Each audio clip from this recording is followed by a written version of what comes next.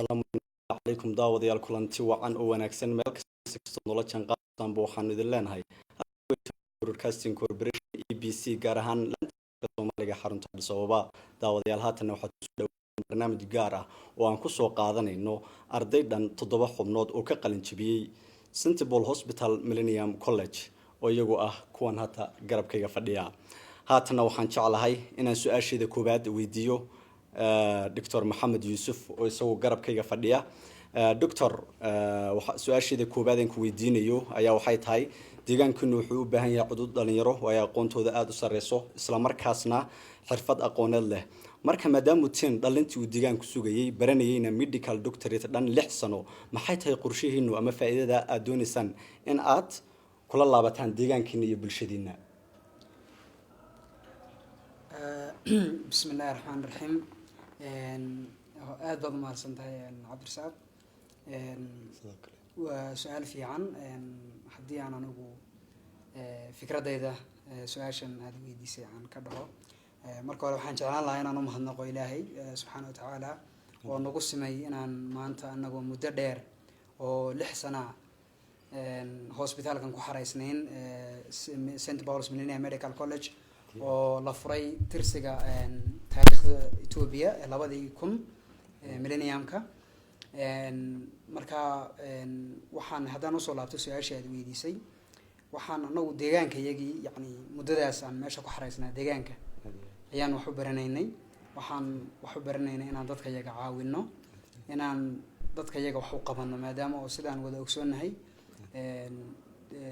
dawladda deegaanka Soomaalida Itoobiya ay dhaqaatiirtu aad ugu yar yihiin ama dad yani bartay doctors markii la soo eego mudooyinkii yani mudooyinkan u dambeeyay marka la fiiriyay ay ma sha Allah aad u soo badanayaan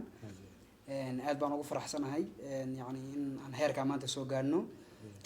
anagu yani waxaan jecelahay ballantii sidaan hore u qaadnay sababtoo markaan soo galeynay iskuulkan waxaan soo ballan qaadnay yani dawladayada aan ballan la soo galnay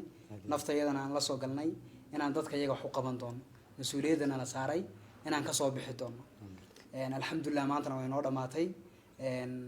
waan qalin jabinay yani xilkii muddadii aan wax baranaynay waa soo dhamaatay haddana waxaan diyaar u nahay inaan sad deegaankayga ku noqono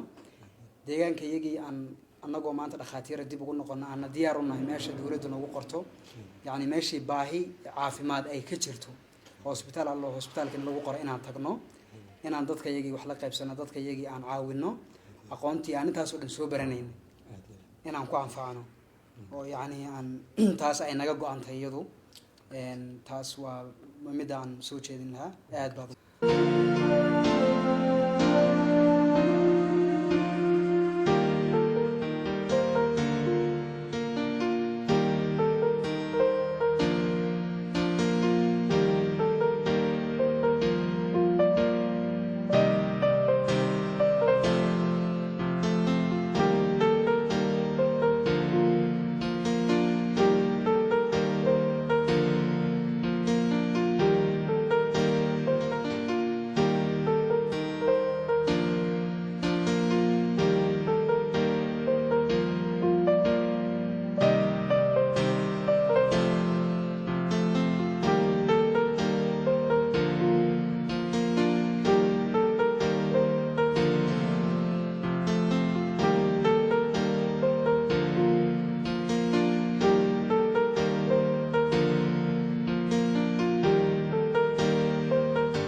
Okay and daawadayaal xafladan aad arkaysaan ayaa waxa soo qaban qaabiyay